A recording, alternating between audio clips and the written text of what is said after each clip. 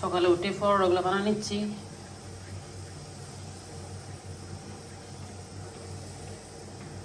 আসসালামু আলাইকুম, আপনারা কেমন আছেন? আমি তো ভালো আছি আল্লাহর রহমতে। আর এখানে চা বসাই দিলাম, আর এখানে আলু ভাজি করে নিচ্ছি। প্লিজ আপনারা আমার ভিডিওটা শেয়ার করে দিবেন, আর ভিডিওটা দেখার আগে লাইক দিবেন। ভাজিটা হয়ে গেছে, ওটা করবো।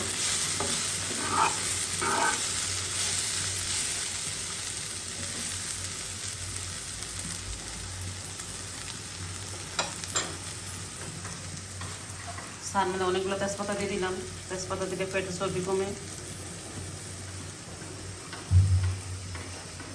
রুটিগুলো বানিয়ে নিচ্ছি, তাওয়াটা গরম হয়ে গেছে, রুটিটা দিয়ে দিবে এখন। পরোটা আর কি